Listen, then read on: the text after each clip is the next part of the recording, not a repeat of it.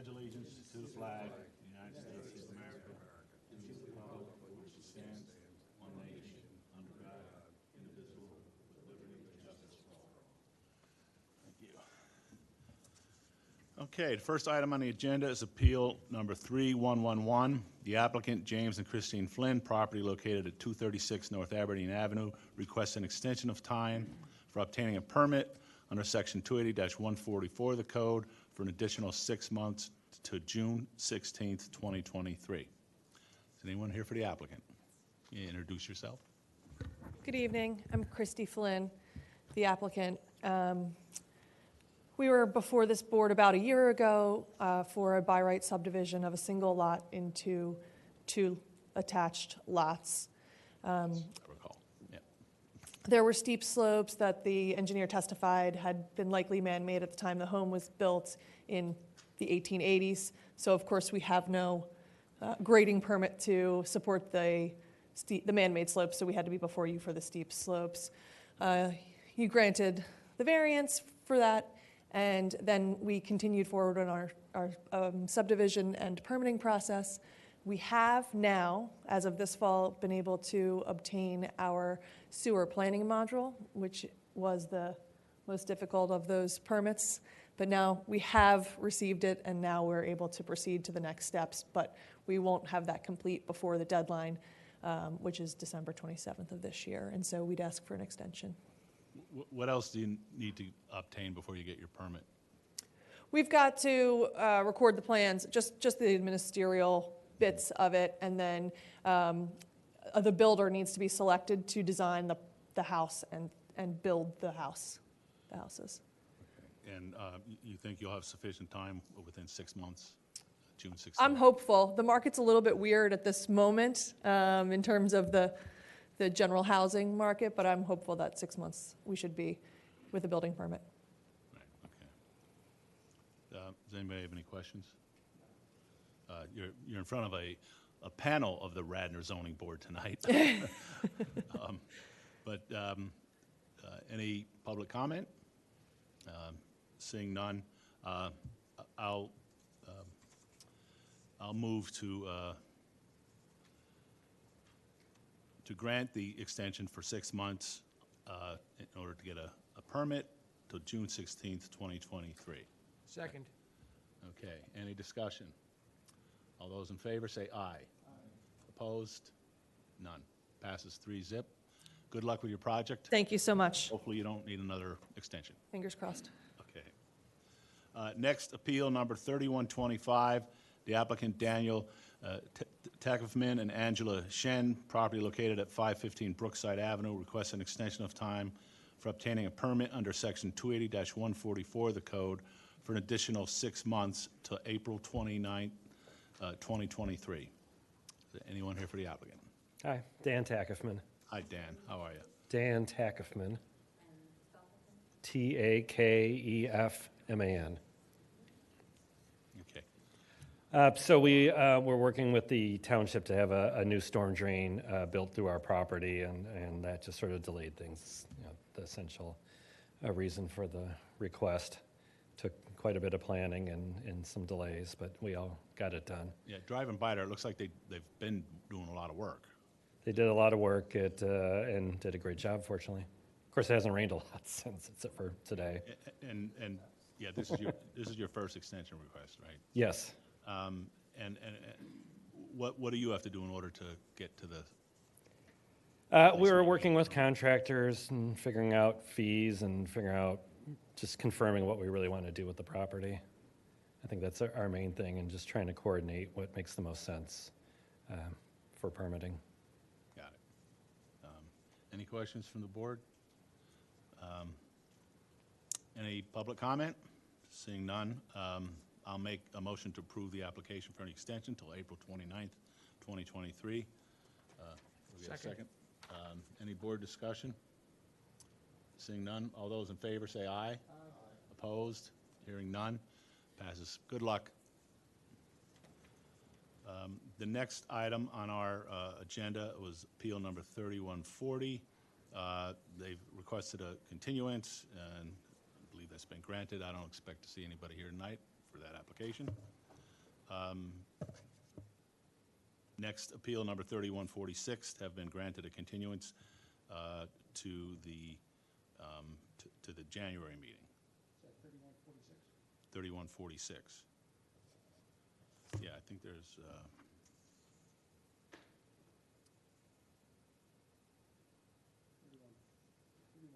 3140, yeah, 3140 and 3146 have been continued. Okay. All right, so the final appeal, or applicant tonight is Appeal 3149. The applicant, Linda Casillas, property located at 6 Harrow Circle and zoned R3 DM.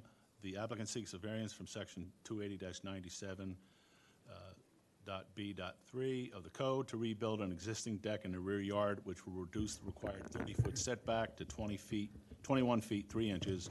The applicant further seeks such other relief consistent with the exhibits and testimony presented at the hearing. Good evening. Good evening, everyone. Hi, I'm Linda Casillas. Yes. This one. I do. Linda Casillas. Casillas. Got it? So, good evening, everyone. I am here to seek to replace an existing deck on my house. Since this is my first time here, I'll go through the application in a little detail. So I'm the owner of the property at 6 Harrow Circle. This house is part of the Devon Square development, the neighborhood in the northwest portion of Radnor Township. If you'd like a locator, you can look at page 9 and 10 in the application packet if you have that, which is a full map of the township zoning map. And then page 10 is a blow-up of the northwest corner, which is where the neighborhood is. This is a planned community with planned open space. I'll wait for y'all to catch up. I'm on page 10 of the application. And I'm going to just draw your attention to the light green highlight. That's the neighborhood that is annotated as R3. It's a density modification development with planned open space. If you look at the Linda, bottom. I'll just mention, if you have exhibits, you can lay them on the table so we can see them on TV and on the screen. All right. If you have anything you want to, work us through. Okay, let me try to do that. Sorry, let me get the clip off. Oh, and actually, you should ask to move your exhibits into evidence. Okay, so I will be judicious about what I choose to put on the table. Excellent. Honestly, I should ask. I'm not sure if y'all read through the packet in advance or if I should walk you through it, so I'll err on the side of detail. And just ask to have them admitted. Okay, then I'd like to admit this to demonstrate the open area behind. Oh, just all your exhibits. Okay. Okay, granted. May I enter them all? All right, thank you very much. So if I could point then, the property in question is number 6 at the bottom of the cul-de-sac. And you'll see behind the rear property line, there is a segment of open property or open land dedicated to the township, or sorry, to the open plan of the development. It's approximately 25 feet in width. So I'm just going to walk through a few things to get the site information clear. All right, so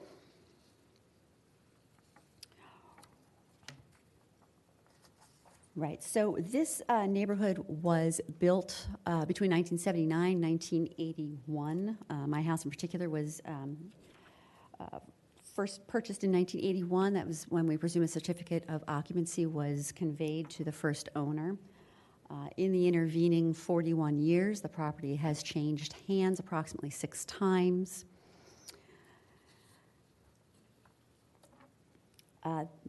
I don't think I need to go through the details of the house, except that the house, the structural, has not been altered at all. The deck that is part of the property, as far as I understand, was part of the existing construction of the house. And to that end, I'm going to just add another exhibit here. This is page 7 in your packet. Okay.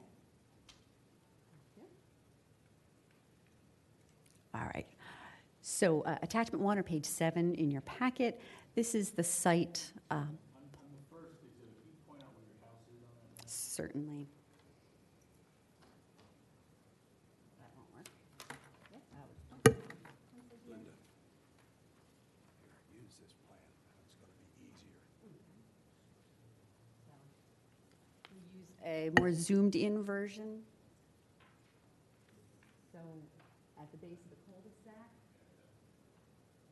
is property number 6. And then what I wanted to show you is the grade area behind the property line. This is part of the planned open space for the neighborhood. And if you proceed beyond that open space to the property labeled 10, this is number 10 on Crestview Circle. From the boundary of the open space down through that property is a declining wooded slope that's precluded from development. All right. Right, so I wanted to show you. There's nothing built on 10? Hello? The property, there's nothing built on that portion of the lot. The house is at the far right end of that lot. Right, so in terms of the site plan, you can see, if I orient you to the top line here, this is the curb of the cul-de-sac in the circle. And then the house is set back the required 35 feet. The side yards, are 15 feet on one and 11.5 feet on the other. And then the rear yard right now, as listed, is 33 feet to the rear property if we count from the structure, the house itself. If you add on the existing deck, I believe that cuts in 11 feet into that setback, leaving a difference then of about 21 feet now of the setback. Now, it's my understanding that this deck was here when the house was constructed. And to that end, I have a witness here with testimony who is not only a resident and a neighbor, but who actually resided in his house when my house was built and can attest to the fact that the deck was there with the original structure. All right, so currently, I'm going to show you some pictures of the property. The house itself is built on a stone promontory. And I understand there was a lot of blasting that was done to get all the foundations set. My foundation is only partially underground. So at the ground level, that partially submerged is the garage and the basement. The living level, the first level then, is above ground, about 6 to 8 feet, depending on the topography around the house. And then there's a second story as well.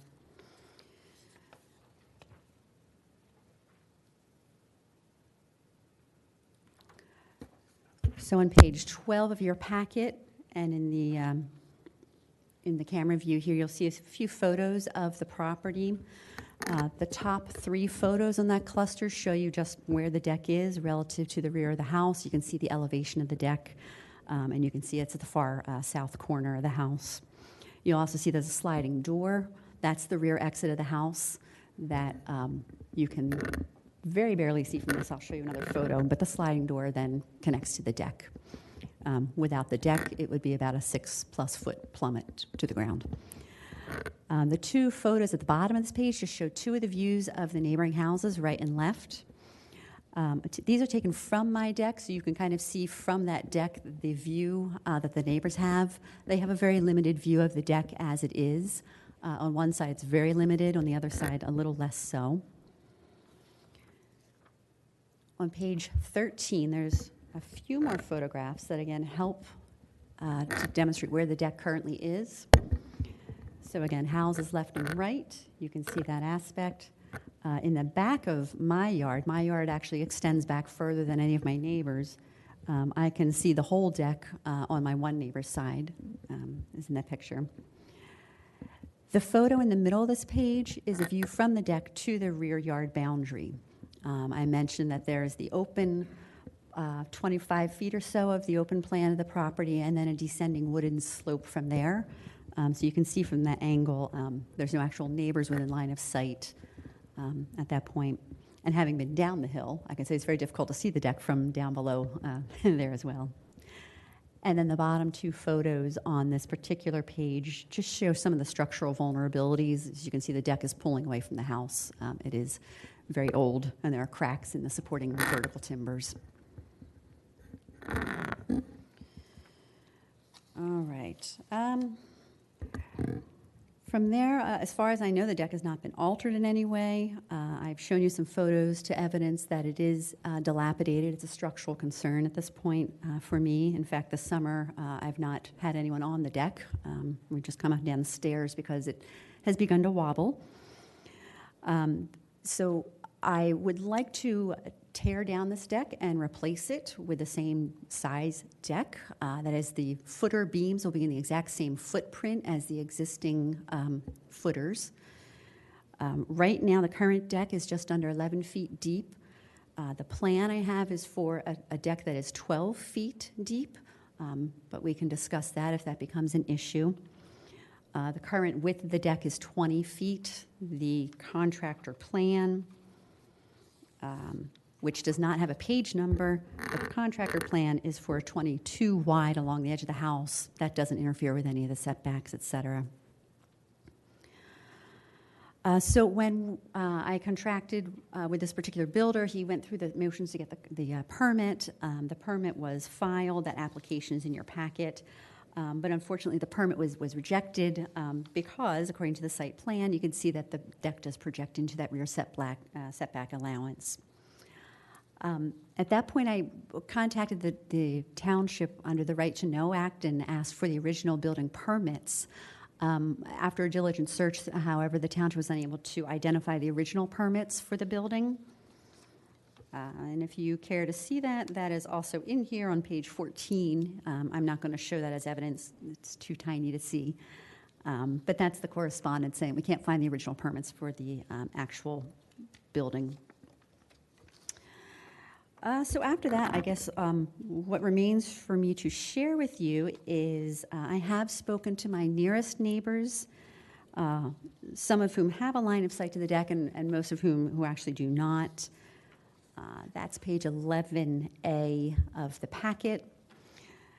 And each of my nearest neighbors were able to review the deck plan that you see in the miniature. And they've all signed saying that they have no objections to the rebuild as shown in the design that's been copied for you in your packet. So at this point, I'm requesting a relief from this variant, or from this constraint right now. Given the lack of information around the permitting of this deck and my neighbor's testimony that it was there at the beginning of the construction of the building, so based on the fact that there's been no notice from the township of any kind of violation, that the house has changed ownership more than 6 times in 40 years, I'm presuming something would have come up in those 40 years if there were an issue with the actual legality of the original deck. And as I already mentioned, there's actually no township permit file to indicate that the deck was not approved. Of course, that's just the absence of evidence, but that's what I understand right now. So based on that, I would ask that I just be entitled to replace the deck as per the plans that have been enclosed. And I might yield the floor to Ed Flail. Many of you may know Ed. Not only is he my neighbor and a very kind person, but he was also the attorney of record when the house in question was being built, as well as a front row participant, as he and his wife were residing in the neighborhood at the time and were able to see the construction. Is there anything you'd like to add? Okay. Move all my goodies.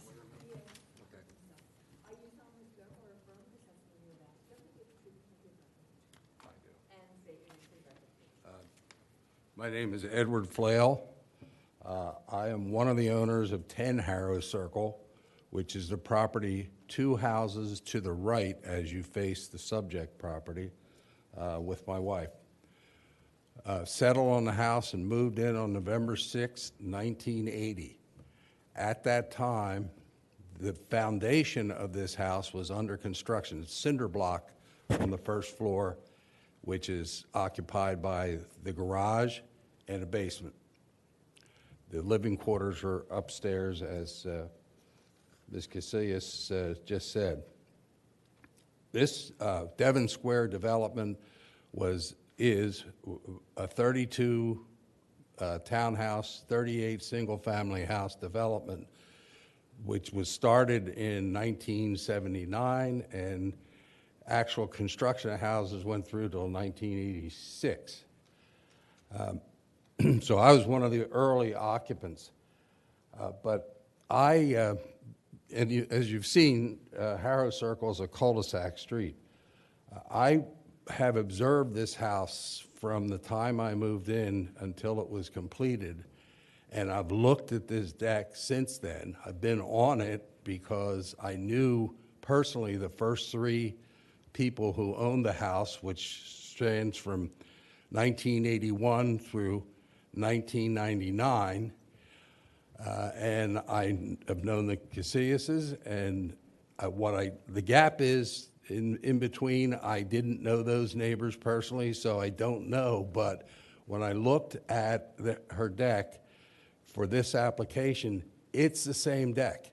It's not been changed or modified. I can't tell you that maybe some boards might have been replaced. I don't think they were, but it's the same deck that was there. Now,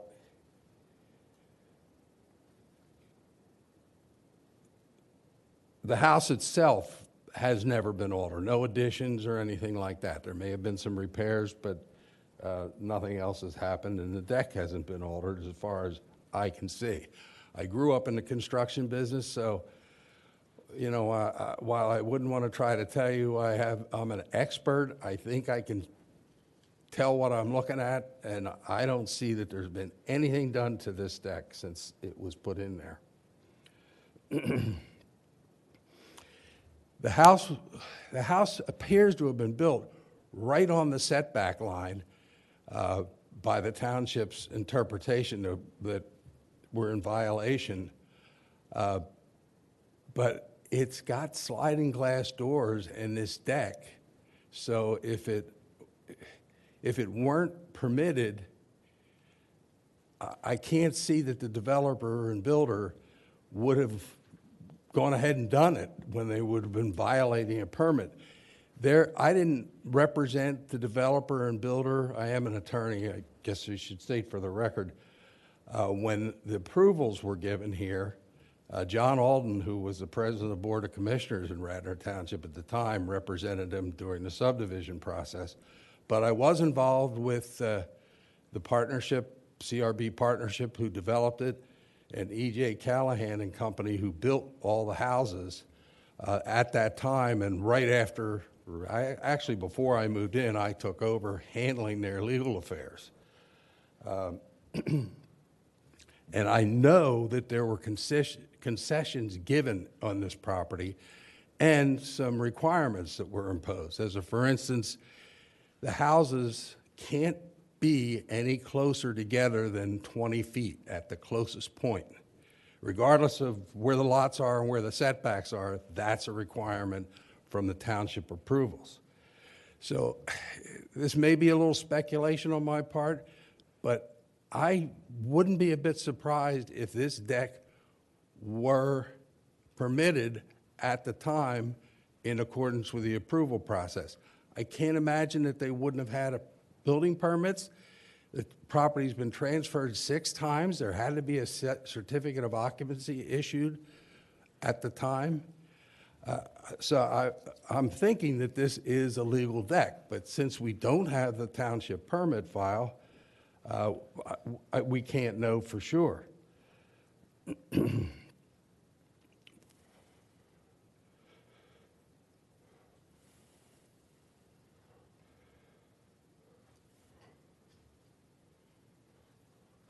The replacement deck, of course, would be in the exact same location. You couldn't put it on the side of the house. You couldn't put it on the ground because there's no access point from the foundation, and it's in the basement, or would be in the basement anyway.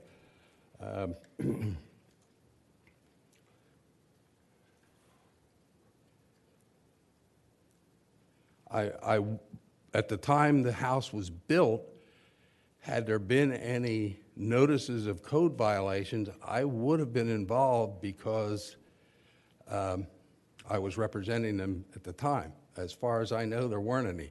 And by the way, all the principals of the developer and builder are deceased, so there's no one anybody could talk to determine exactly whether or not there were any such notices, but I wasn't aware of any.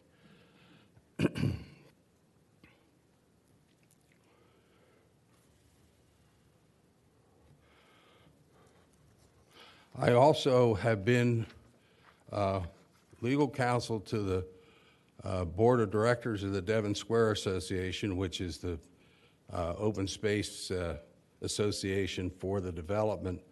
I have also not been made aware of, nor has the board, of any code violations by this property during the entire time. I started to represent the association in about 1983. I've been on the board since 1994. During that time, there's just never been an issue raised.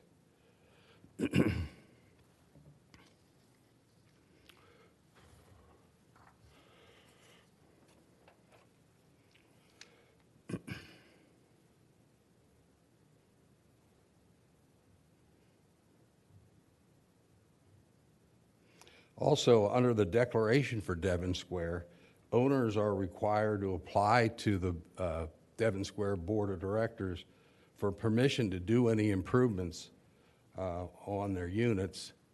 There has never been any such application with respect to this property. So again, I think that's further evidence that the deck is original equipment.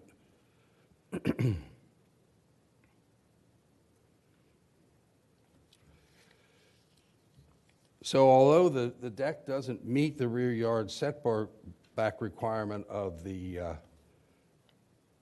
zoning ordinance, there is that 25-foot buffer that immediately in the rear of the property, which even if there wasn't a concession granted in the approval process, it does provide 25 feet, which if you consider that, makes the house much farther than 30 feet away from any of the properties that border it on Crestview Circle or Wellwyn Road.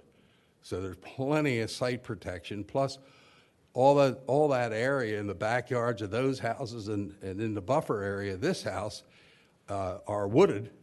In the summertime, you can't see anything anyway. And the 25-foot buffer was approved with a specific requirement that it had to remain in its natural state. So nothing can be done in that 25-foot buffer. Nothing can be built there more directly.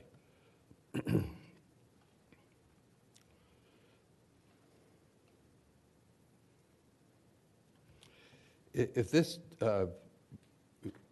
application is rejected by the board, Ms. Casillas would basically have to close off the sliders or take them out and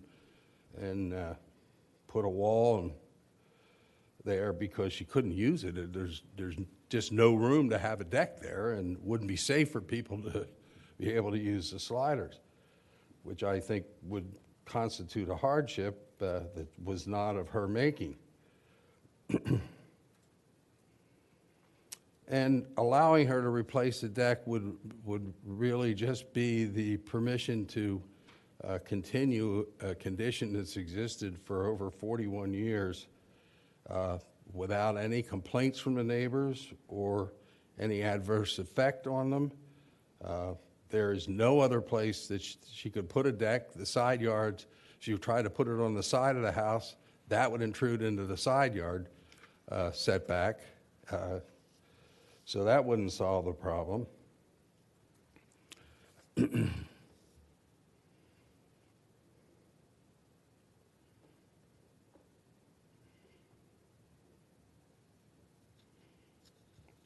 although the deck can be seen from the three houses adjacent to, well, let me do it this way. The house numbers on Harrow Circle go from 2 houses to the left of Ms. Casilius's property, which is number 2. Then there's number 4, number 6, goes all the way around to 16. Only 2, 4, and 8 can have any vision of this deck. You can't see it from the street, and all those people have those direct neighbors have signed her petition for approval, so they're not they don't object to your granting this relief.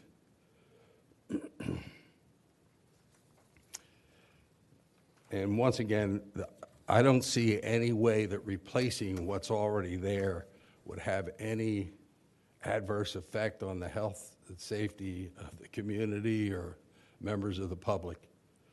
Thank you. Yeah, just a couple of questions. Did you Sure. say that you have a porch in the back of your house similar to this one? No. You know, and not a porch, but a deck, I'm sorry. No, I didn't say anything about that. Okay. I'm trying to figure out what I said that triggered that Well, question. maybe I misunderstood you. Yeah. I can see that in the photographs that have been submitted, there are other houses nearby that have decks. Yes. And does your house have a deck? Yeah. Yeah, I have a deck. Was built there when the house was built originally? Yeah. And we had a certificate of occupancy when we bought the house. Do most of the houses on the circle have decks? The 2, 4, 8, 10, which is my house, have decks. Then you get in the areas where the rear yards are elevated, so the rest of them only have patios. Got it. So they don't have decks. Okay. So Ed, I guess so, to your knowledge, over the last 41 years, or whatever it is, there's never been any action by the township. There's never been any request for a variance from the owners of this property over the years. Not to my knowledge. And I was on this board from 1983 through 1988, and I can tell you for a fact that there weren't any during that period of time.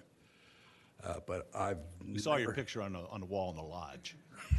You mean not in the post office? I'm moving up. Yeah. But no, there have been no applications, and as far as I know, no citations from the township that they were in violation of any ordinance there. I have a pool in my backyard, which required a permit at the time, and no questions were raised at that point, so. So it's clear the property is non-conforming to the variance requirements, to the setback requirements, rather. And, you know, I guess whether that use was legal or not, there's going to be a continuance now of this non-conformity. So the applicant is properly here before us tonight. And I'm just thinking that, if we approve the application tonight, it's probably irrelevant what happened in the past, because we're approving it now. Your decision would make it that's for sure. I think a good argument could be made that it was legal in the first place, but since there are no records, you can't, you just don't know. So we're looking at this from the standpoint of it's a variance request. Yeah, got it. And I think, George, couldn't we approach this as an existing nonconformity? Well, yeah, I think that's my point. I think it is an existing nonconformity. Now, there was testimony, we can discuss this, but there was testimony that it's being increased from an 11-foot deck to a 12-foot deck. So de there's- minimis so- increase. So there's arguably a de minimis increase, Yeah. yes. that would be my argument. Yeah. But I'm not functioning as an attorney here tonight because I have more knowledge of the facts than, and I think you're well enough versed in the law that you really didn't need any input on that from me. We'll hope for the best here. Kevin had some.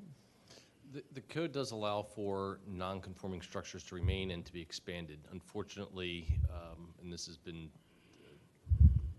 how we've handled these things across the spectrum, when you tear a non-conforming structure down, even if it was permitted, you've abandoned it, and you then would, to build it back, you would need a variance.